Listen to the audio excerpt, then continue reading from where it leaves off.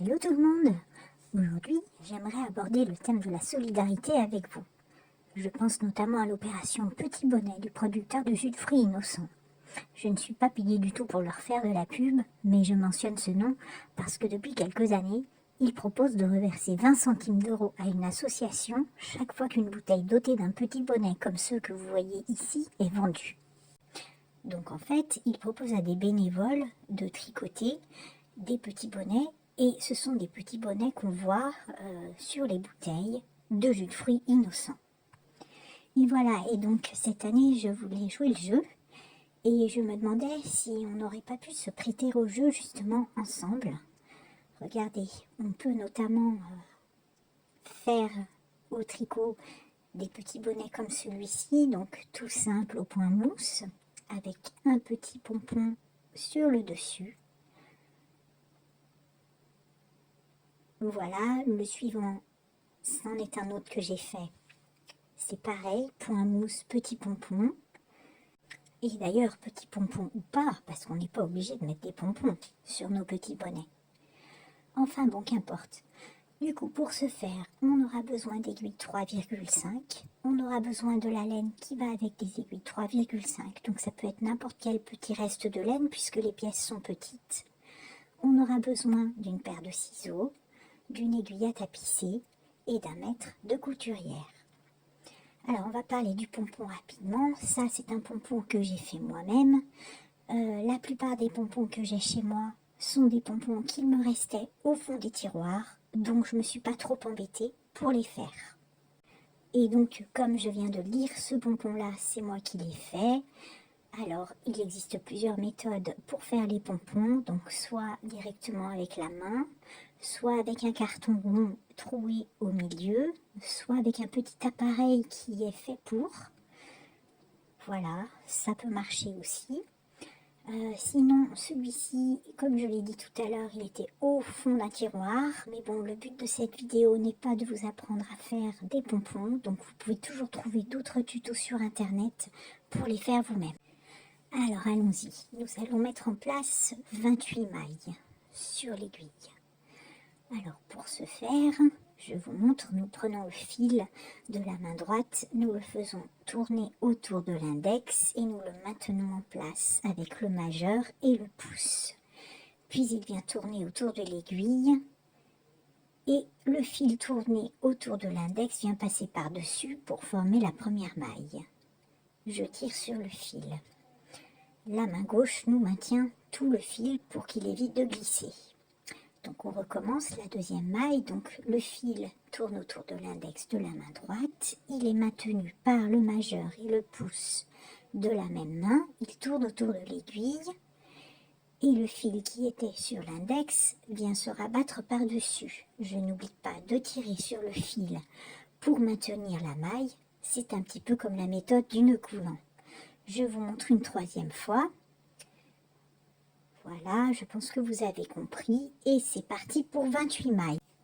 Ça y est, les mailles sont maintenant mises en place. Nous allons pouvoir tricoter à proprement parler. Donc, la première maille pour moi, c'est une maille lisière. Une maille lisière, c'est une maille que l'on ne tricote pas, que l'on fera glisser sur l'aiguille droite. J'aime bien procéder ainsi au début de mes ouvrages parce que les mailles lisières permettent d'obtenir des bordures plus nettes et plus droites et ça fait un travail plus propre. Voilà, donc maintenant nous allons tricoter au sens propre du terme. Donc toutes les mailles seront tricotées à l'endroit pour obtenir du point mousse. Et pour l'instant, nous allons nous retrouver au bout de 6 rangs au point mousse. Alors je vous dis à tout à l'heure. Je vous retrouve maintenant au bout de quelques rangs parce que j'avais envie de changer de couleur. Voilà, donc je ne sais même pas si j'ai fait 5 ou 6 rangs parce que j'ai été un petit peu perturbée au cours de mon tricot assez bref, mais bon, qu'importe. Donc pour changer de couleur, nous allons tout simplement laisser tomber cette pelote bleue pour moi et prendre la pelote, la toute petite pelote blanche que j'avais mise de côté. Alors bon, moi c'est mon petit truc à moi, je tiens vraiment ma maille lisière, donc je la fais quand même. Et ensuite, je mets le fil blanc Et je vais tricoter 3 rangs avec ce fil parce que je pense que j'en aurai pas plus. Et donc voilà, donc je vous retrouve dès que cette petite rayure blanche est terminée. À très vite. Bon, donc c'est bon, j'ai pu faire mes 3 rangs en blanc. Je pense que je n'aurai pas assez de fil pour en faire un de plus. Donc là, on voit qu'il y a une jolie petite bande blanche qui va bien se démarquer. Ensuite, on va reprendre le fil de la couleur précédente. Donc pour moi, ce sera ce petit bleu glacier. Et donc on va poursuivre en tricotant sur 5 cm de hauteur totale. Objectif atteint, nous avons maintenant un joli petit rectangle de 5 cm de hauteur. Alors pour ce rang, on va oublier les mailles lisières. On va oublier les mailles lisières que j'aime tant, tout simplement parce qu'on va tricoter les mailles 2 par 2. Alors je vous explique, le but du jeu là c'est de faire glisser l'aiguille droite à l'intérieur de 2 mailles en même temps. De cette manière,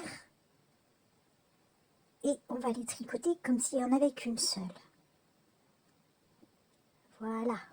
Et du coup là, on n'a plus qu'une maille sur l'aiguille droite.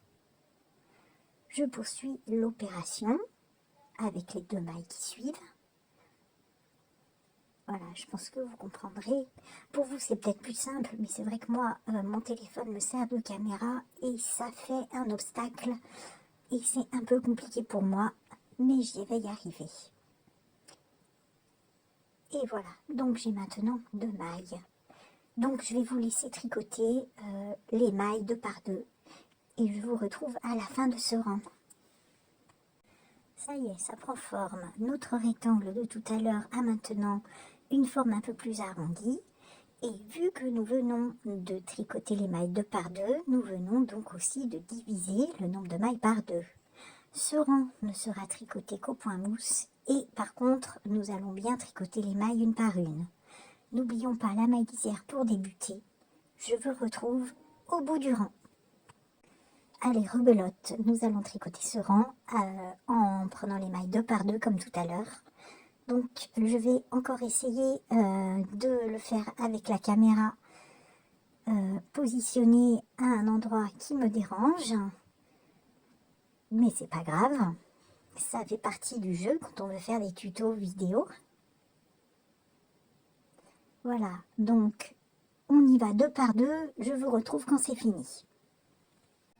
Alors maintenant, nous devons faire passer ce fil à l'intérieur de ces mailles. Donc c'est la phase couture du travail.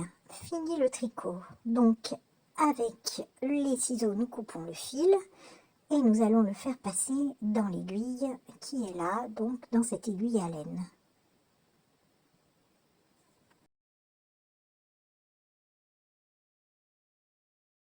Donc maintenant, je fais passer le fil par-dessous à ce niveau-là, en étant le plus précise possible afin de ne pas rater une maille. Mais bon, vu qu'il n'y en a pas beaucoup, ça va pas être compliqué.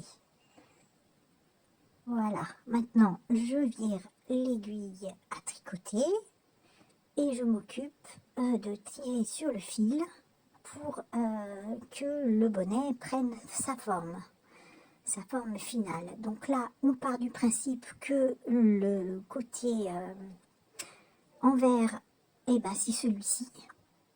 Comme ça, on travaille dessus. Et nous allons maintenant coudre dans les bordures. Je vous retrouve juste après. Je viens de coudre le petit bonnet en passant par la bordure de ce côté. Je vais maintenant faire un petit peu de ménage en faisant glisser les fils qui dépassent dans les mailles qui sont déjà existantes. Donc de cette manière.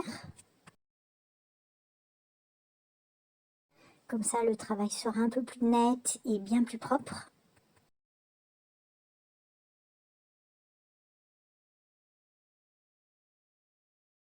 J'en profite pour récupérer le petit pompon dont je vous ai parlé tout à l'heure et que j'ai fait et je vais l'intégrer au bonnet.